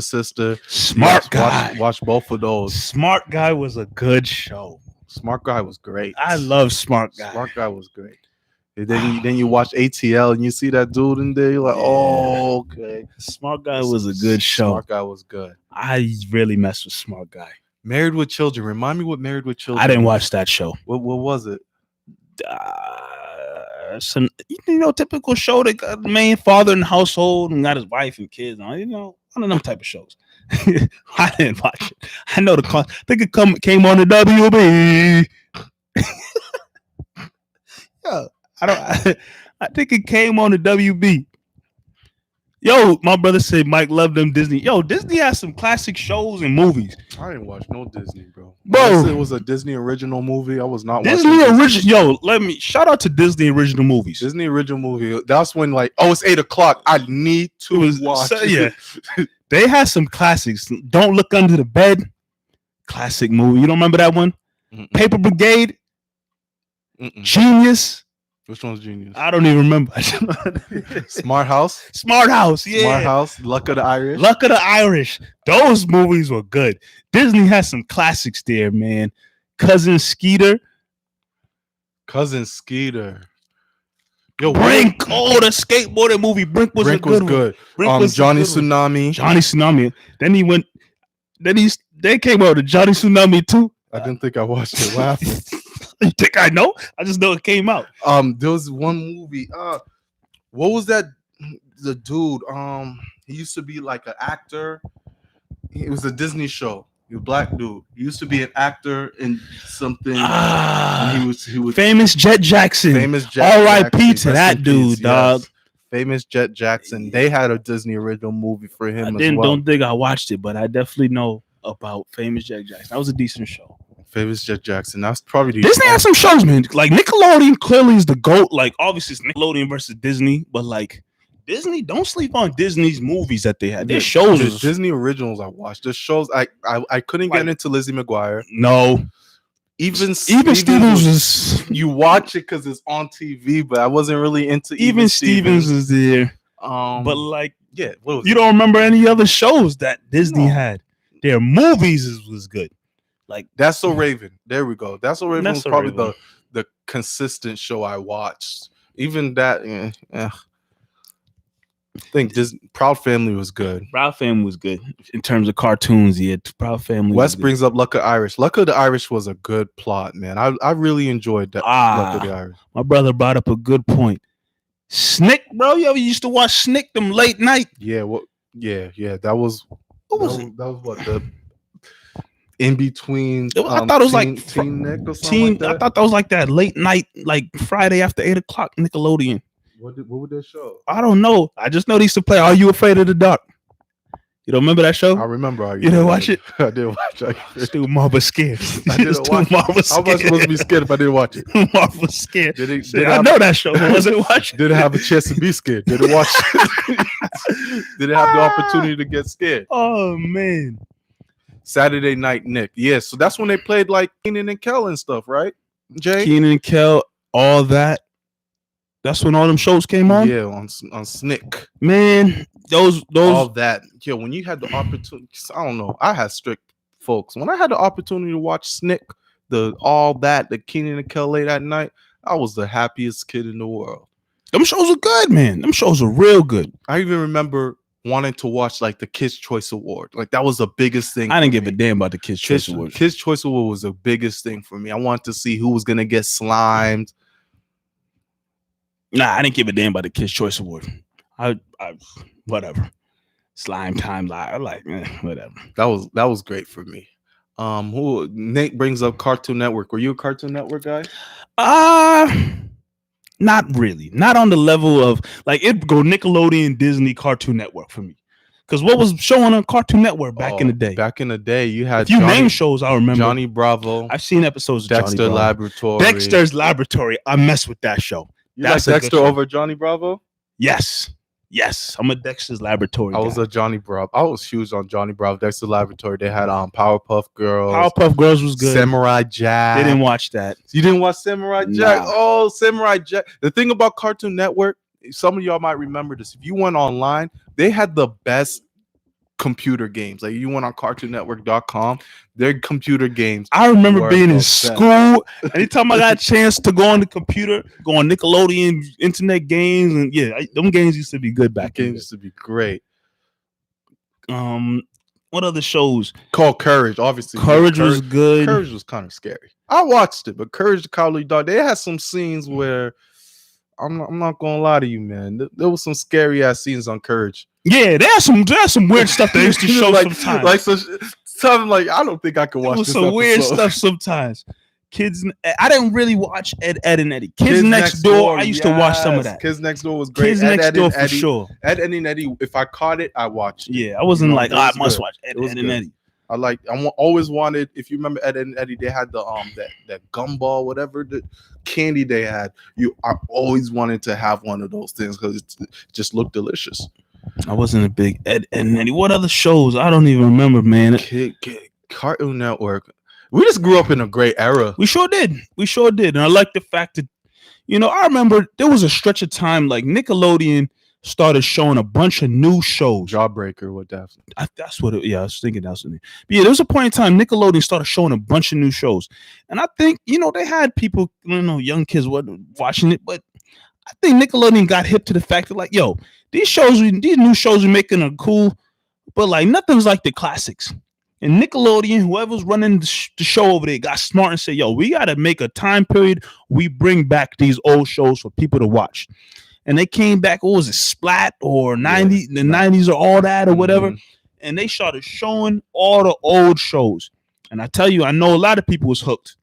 And I don't know if they still do it now or whatnot, but I'm thankful to Nickelodeon bringing back the old shows. Disney, I don't know if the original movies would hit the same way now or if Disney still does that. I know Disney got a bunch of different new movies now. But nothing like them old school original movies, man. They're Alexa saying Looney Tune Kids for life. I couldn't get into Looney Tune Kids. I'm a Looney Tunes person. So when I was watching Looney Tune Kids or even like Scooby-Doo, when they made Scooby-Doo as kids, I didn't care for Scooby-Doo. I couldn't watch those. It didn't hit the same. It's like how people say that is how watching Rugrats when they brought in Dylan, Chucky's sister. I didn't give a damn. Come on, bro. Dill was fine. Once they brought in Dill and then they brought in Chucky's sister. Come on, bro. What's her name? Kim. I didn't give a damn about Rugrats. I was done with that show. Kim was fine, bro. And then they want to get Rugrats as high school kids. All grown up, bro. Hell no, bro. Come on. What? I was all set. I ain't watching no all grown up, bro. I was good on that Rugrats. Mooney's bringing up Doug and Rugrats. Doug, man, people don't talk about Doug. Doug is top 3 for me when it comes to Nickelodeon shows. I really, really like Doug. Always wanted him to get with Patty Mayonnaise because Doug was good. Skeeter, he was a weird dude. Who was the villain? Orange hair, green dude. Skeeter. Roger. Every time that dude came around, they played brand new music for him. Doug was slick. When certain people came around, they'd have their own theme music. They did. Roger had his own. Skeeter had his own. I remember I was so confused. Skeeter was black. Skeeter was black. You sure? Skeeter was black. Skeeter was a black guy. Skeeter was black. Patty Mayonnaise was a little Latina. Or mixed. Because her pops was white. Because Doug was white. We know Doug was a white dude. Doug was white. Skeeter's black. Patty's Hispanic. Patty's either Hispanic or mixed, black and white. because her father was white. So what was Roger? I don't know. What nationality was Roger, bro? I don't know. Skeeter was black. Question. Patty was Skeeter maybe was mixed. That was Skeeter. I just want to know what nationality That's another Roger. thing about Doug. Doug's, like you mentioned, the theme, the music was great. This dude Skeeter could beatbox, bro. Yeah, he could beatbox. You remember the beats? Dude, Ooh, dude Nate said Drake and Josh. Telecom fool. Yeah, like I was saying for Doug, I was so confused one day. I'm watching Doug, and Doug's on Disney, and Doug's in high school. I was not watching that. I was good on that. When did Doug get older? Doug went to high school. Nah, I'm all set. It was the same show. Nate said Drake and Josh. I like Drake and Josh. I wasn't a big Drake and Josh guy. Drake and Josh was funny. Yeah, there are a lot of shows that, once they went some transformation, like Doug in high school or Rugrats all grown up. I don't remember what other shows did that. Thankfully, they didn't do no nonsense like that with Hey Arnold. No. Thankfully, they didn't do no Hey Arnold. No. In middle school or high school or some BS like that, because that could have really ruined that show. Because I tell you, in my opinion, I always tell people I like Rugrats, but like the first 3 seasons. I like Doug, but not ABC Channel 5 Doug. I was all set on that dude. Even a show like SpongeBob, like after the first couple seasons, SpongeBob's hilarious. Like that was one show that had me laughing. And once they started getting different. My Brother and Me. Have you ever heard of that show? Yeah, that was an old show. I'm telling y'all right now, that's an old show. Like, I think it has some kind of record. It's like one of the first black, or Nickelodeon's first black sitcom or something like that. If you're not hip to that show called My Brother and Me, please get hip to that show. I think it's Nickelodeon's first like all black sitcom or whatever title it has. That show was good. Please take the time to look that up and watch My Brother and Me from Nickelodeon. Very good show. They brought up Recess. Recess was good. I did watch Recess. I remember going to watch the Recess movie in theaters. I ain't seen no damn Recess movie, but I always wanted to be on that damn playground. They had the coolest playground clubhouse. Recess was legit. That really made me enjoy Recess watching that show.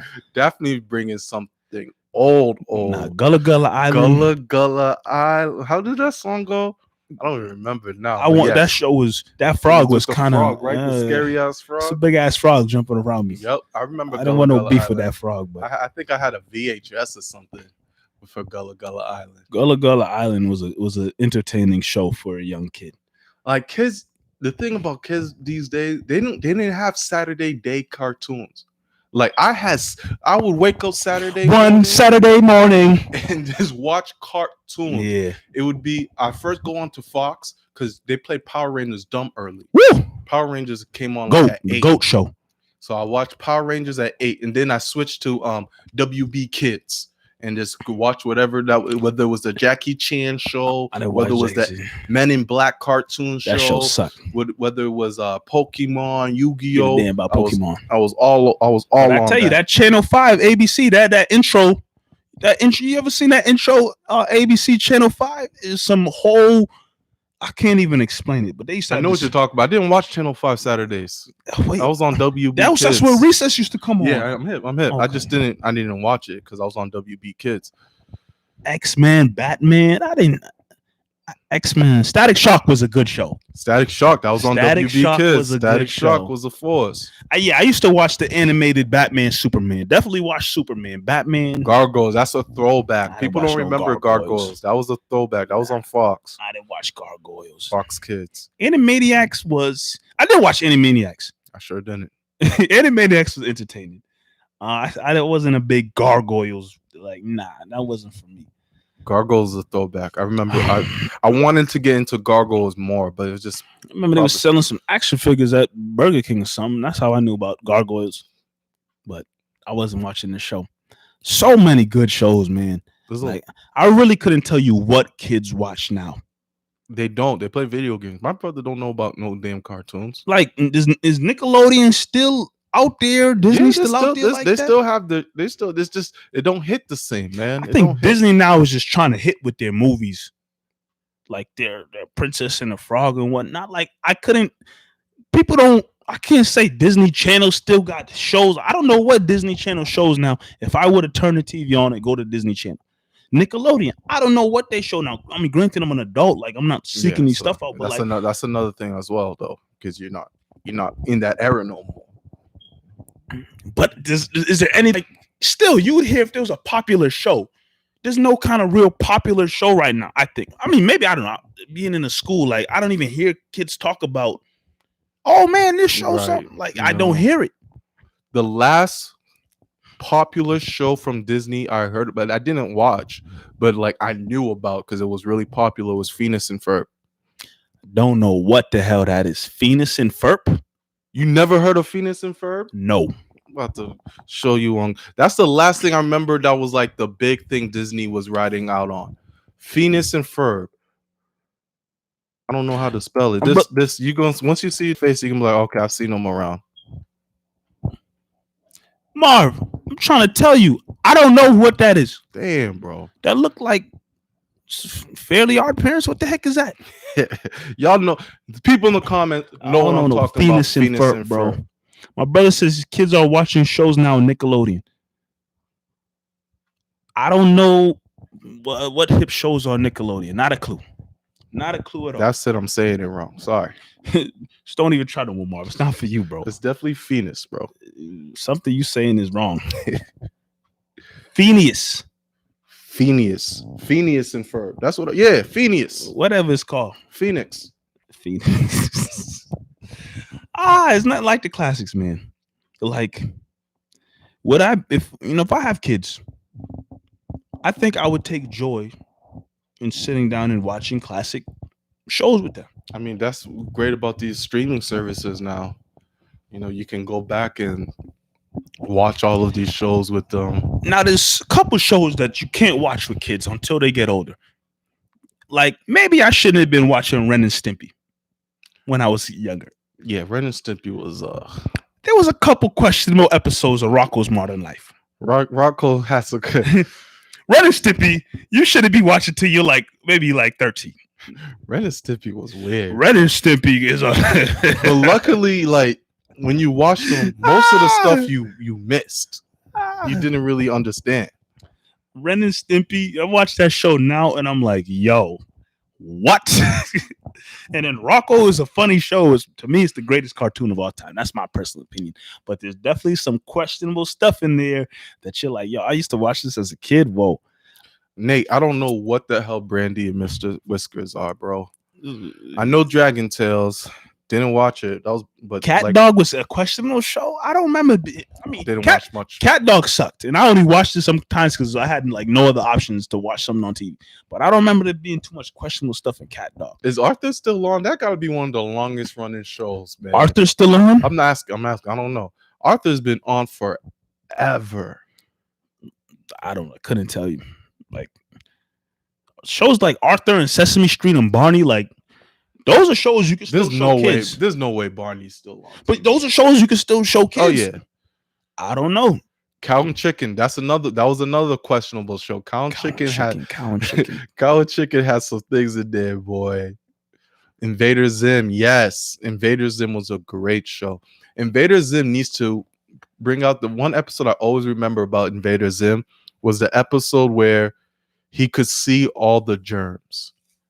And during this coronavirus, they gotta show that episode. Like he just became a huge germaphobe because everywhere he looked, he was able to see germs.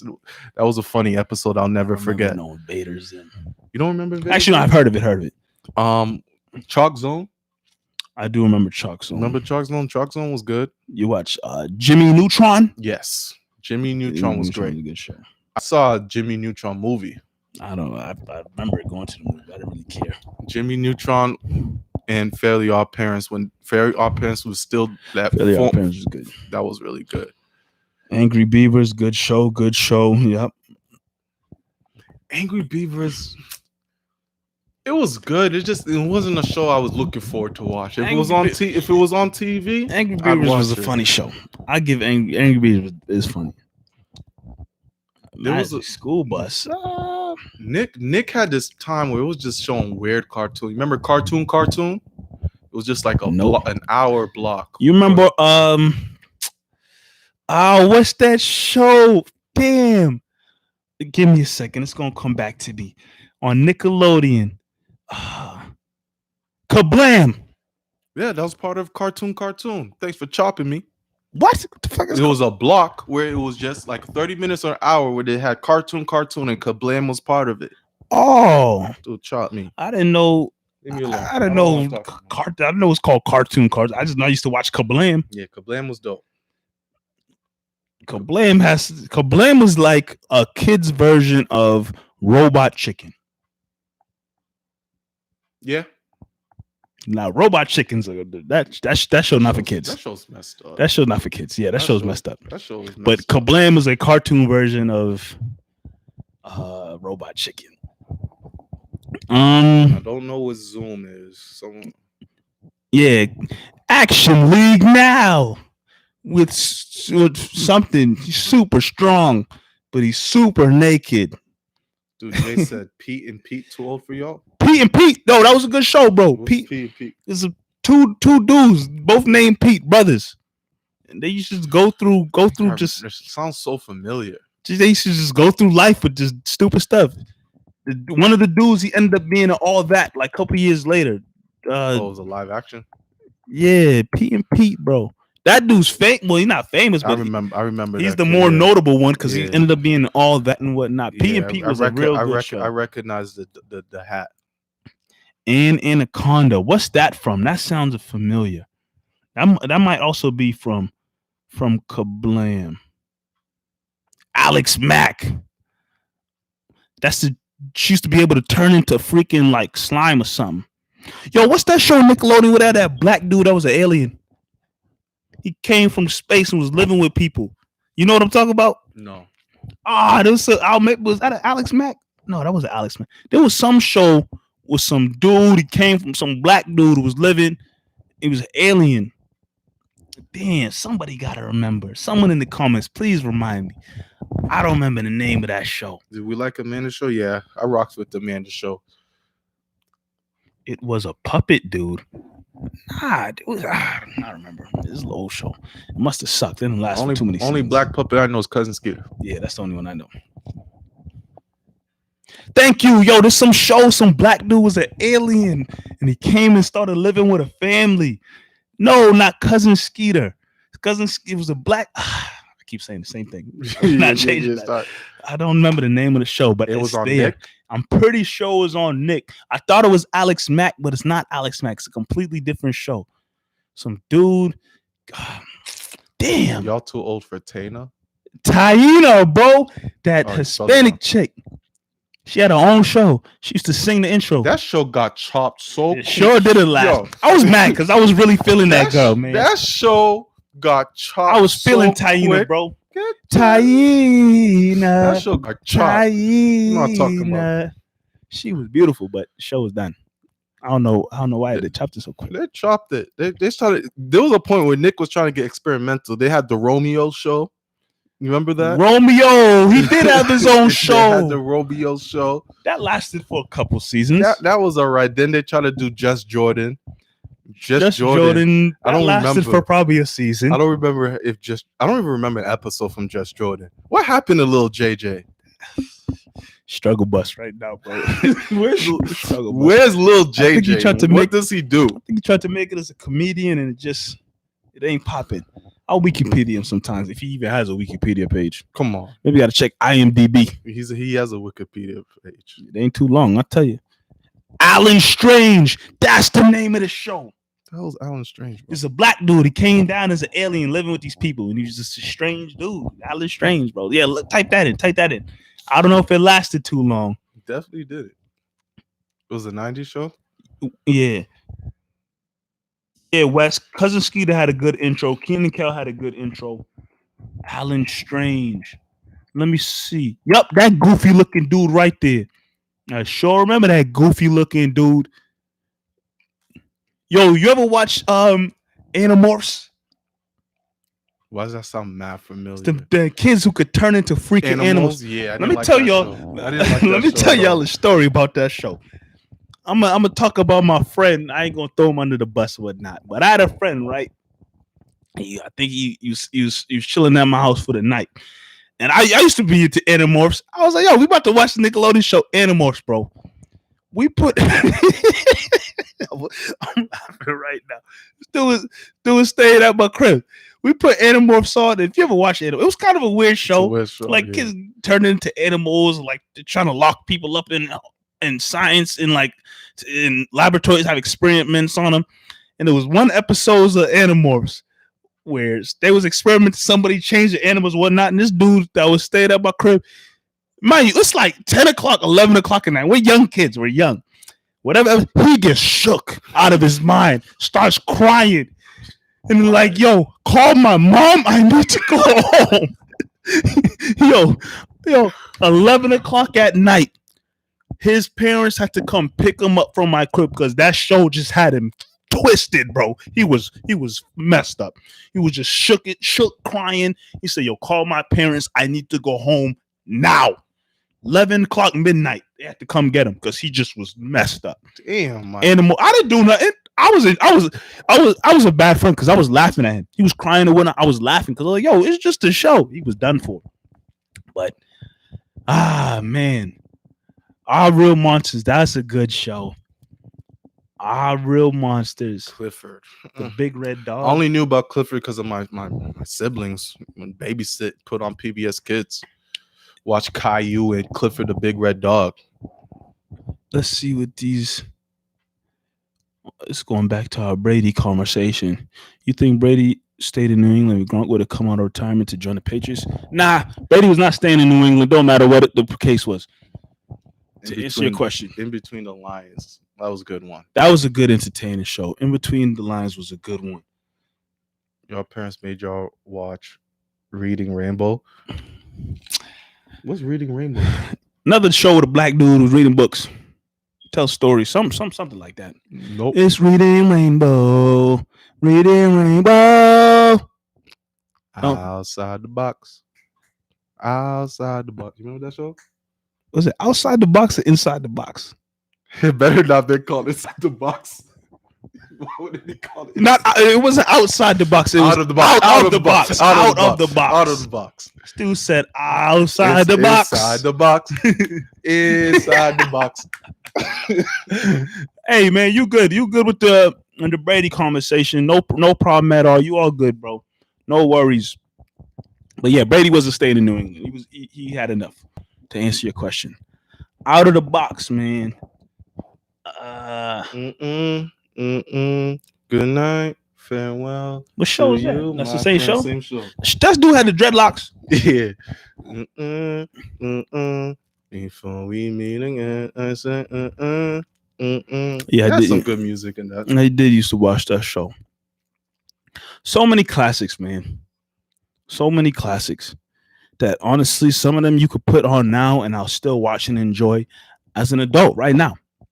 And like I said before, I have kids one day. A lot of them shows, streaming, if they're on Netflix or Disney Plus or whatever, I'll have no problem telling my child, hey, Dad's gonna watch this with you because it's a great show and you're gonna like it. Yeah, I used to make my little brother sit and watch Hey Arnold episodes with me, and I used to give him a history lesson. And he became a fan. He became a fan of Hey Arnold. So he's like, yo, this is different. Same way you did that with your little brother. My older brother's been in this chat. A lot of these shows that I've watching that I used to sit and watch them all with him. That's how I know him, got hip to him, I understood him, watching them with him. So the same way you say you did that, same way I was doing it for sure. People bringing it back to some of the Patriot questions that we had earlier. Are y'all rooting for Tampa along with the Pats? I am not. I'm rooting for the Patriots only. Whatever Tampa does, they do. I'll be watching. I'm rooting for Brady, but But Brady happens to play for the Tampa Bay Buccaneers. So I wish them the best, of course. I want Brady to have a historic season. Wish them the best. Wish them health. Hope they do well, but I do not give a damn. If they do bad, I won't cry. If they do well, yeah. It is what it is. Man, I'm a Patriots fan. Mr. Rogers' name. I mean, I was hip to Mr. Rogers. I did not watch no damn Mr. I wasn't. Rogers. I didn't care too much. Did not That was watch it. TBS. PBS. PBS shows like what show? Shiloh. Did you watch Shiloh? That dog used to go on. Was that a book? Am I thinking of the book Shiloh? I don't know. It was some T-bone, Redbone, Wishbone. I don't know what you're talking about. People know what I'm talking about. I ain't crazy, bro. What the hell is Shiloh, bro? Shiloh's a book. I think it's a book about a dog. One of the few books I read in school when I was a youngster. Thinking of Wishbone. I think it was Wishbone. Shiloh to Wishbone? I don't know. Something with a dog that could do look for tricks. Anybody know what Sorry. the hell Mike talking Daphne chopped me. She said only watch PBS when the cable's out. I'm so sorry. I'm sorry. I grew up without cable, so all of those shows I got real familiar with. There was this math show that came on PBS Kids when I came home from school. Forget what it's called now, but it was quite entertaining. I'm not even gonna lie. A math show? It was like math show. It was weird, but it was like an action show at the same time. It was on PBS right after school. I don't know if anyone's gonna know what I'm talking about. I sure don't. Nobody know about my Wishbone show. Because you made that shit up. Bro, it's on PBS, bro. Alexa might know what I'm talking about. But no one know about Wishbone. No, you made it up. Saturday morning, Fox Kids was the show. Yep, yeah, the mom was talking about that. We spoke about Fox Kids. Wishbone. I don't know about no Wishbone. There was an evil guy in the math. Yes, she knows what I'm talking about. It's an evil guy in every show. Nah, it was an action show, but they had to do like math and shit to like. It was good, bro. It was good. Nah, I don't know. Oh, looks like Ryan Kim coming to the rescue. Wishbone. Yeah, with the dog that had a black eye. Yeah, thank you, Ryan. See, I knew it wasn't crazy, bro. Ryan Kent. Cyber Chase. Let's go. Let's go. Cyber Chase. Yes. Appreciate Tamila. you. Wow. Tamila, it's like a Cyber Chase. You don't remember? Must have skipped over that show. I'm so happy. Cyber Chase was lit. Must have skipped over that show. Coming home from school, I don't know damn Cyber Chase. It was always on. It was either that or General Hospital. General Hospital. These kids don't look familiar to me at all. They look a little different now. These are HD. The show must still be going on. It's the HD version. You pulled up the 2020 version of the show, bro. Digit was the bird's name. Wow, this is bringing me back. Yeah, if you look up Cyber Chase now, they look hella different. This is the 2020 version. I don't know anything about a Cyber Chase, but wow, hey. See, now everyone bringing up Cyber Chase. Now y'all remember. Well, if it's a show that y'all enjoy, I ain't going. What the kids say? I don't know if I enjoyed it. It's just it was there. Yeah, like Wishbone. I enjoyed it. It was just there. You don't got cable. You come home from school. You got a couple options: Judge Judy, General Hospital, whatever's on WB Kids or PBS Kids. See, I didn't have cable in my room when I was young, so like there was a couple shows I had to watch that I didn't have a choice. I used to watch Frasier. I don't care what I don't care what I'm doing in life.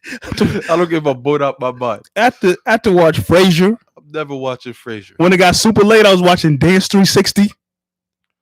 That show was entertaining. What that is. You never heard of Dance 360 with Kel and Fredro Starr?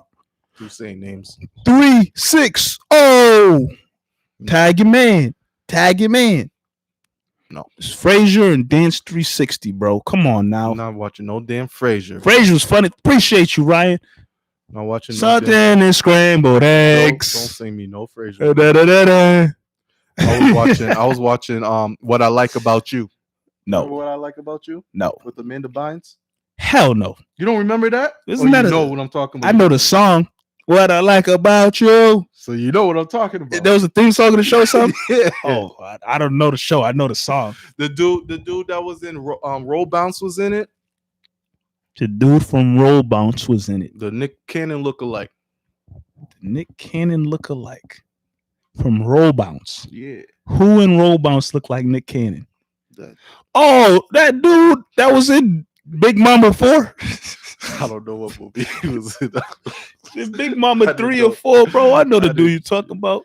What I like about you, please somebody in my comment, You in these must- comments, must- justify. You must have watched Dawson's Creek. The fuck is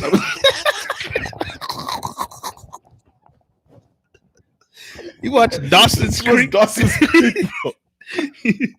Them shows used to come on when WB turned into the CW. Seven Heaven or something like that. Seven Heaven and Dawson's I Creek. didn't watch no damn Dawson's Creek. Don't What's this? disrespect me. What's this show? You know, the dude from Gotham, the police officer, Jim Gordon, right? He was in some show before that he was famous for. Oh, I don't know. That was my first show I've seen Jim Gordon. That dude's famous from like Dawson's Creek or One Tree Hill. What's that show? Stu said I'm watching Gilmore Girls. Just because I said I like to watch What I Like About You. Bug Juice. What was Gilmore Girls? Bug Juice sounds familiar, Jay. Bug Juice sounds familiar. Oh, Bug Juice was a reality show about a summer camp on Disney. That might have been the first reality show I ever watched. It was a reality show about a summer camp on Disney, and some wild drama, crazy drama for a Disney show. I do remember that show, Jay. That's an old throwback. My goodness. Spikey remembers 360. 360. 360. Yeah, we brought up reality TV last week, Nate. We brought up Lincoln Heights. Bug Juice. Wow, Jay. That's crazy.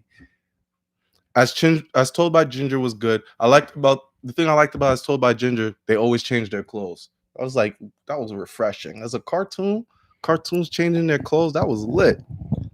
I don't remember As Told by Ginger doing that. Dude, Jay said kids liking kids. It was crazy. Oh, they can't show that show like that. Bro, Bug Juice was the first reality show that I remember actually like paying attention to. Kids out of summer camp. That show was real life, man. How old? It was young kids, like teenagers, preteen, bro, like between like 12 and 14 or something. Maybe young. I don't know. This dude Jay spilling all the tea on Mike. He said you liked Even Stevens. I don't watch no damn Even Stevens. Jay, come on now. I know the show. I didn't watch no Even Stevens. Even Stevens fan. There's nothing wrong with being Even Stevens fan. I didn't watch. I wasn't. I don't even know what to say. I wasn't watching no Even Stevens. Wow, Bug Juice. That show really threw me back. What a comment. After Phil of the Future, I stopped watching Disney shows.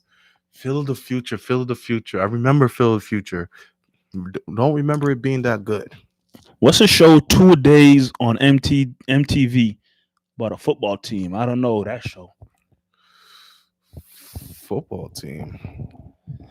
Oh, these shows, man. So many memories. Don't watch TV like we used to, man. Nah. No, there was no Netflix, no Hulu. See, you on time to watch this show, or you gotta wait till the next time, or they'll play during the week. Or they'll play it back sometime. But like, if you don't care, you gotta know what time that show come on and be there for it. Like them Disney original movies at 7, 8 o'clock, whenever it's come on, I used to tell my parents like, "Yo, please, can I watch the TV at this time to watch this movie?" Like, and if you missed it, you were screwed. Oh man, you were sick too. I make sure I have everything done before 8 o'clock. That way I could watch or whatever. Because there's no rewind, there's no.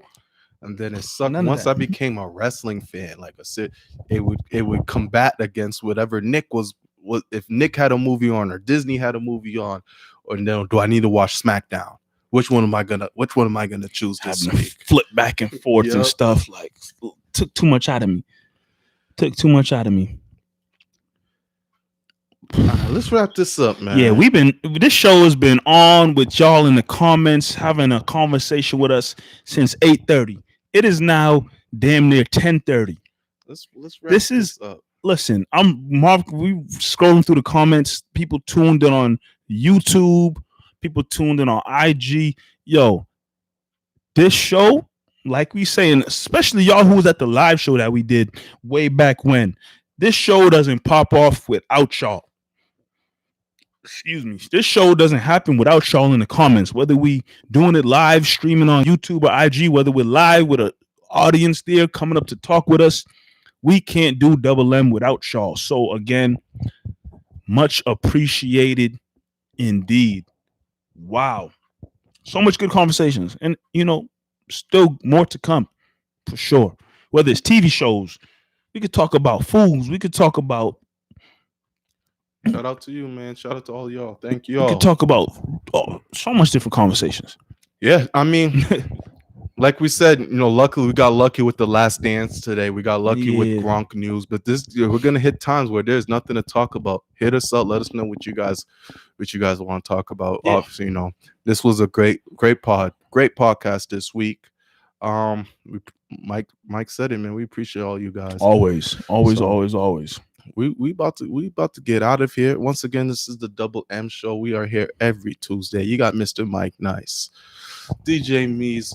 We out of here. We're gonna see you guys next week when we talk about the NFL draft and we see who the Patriots newcomers are. Thanks for watching.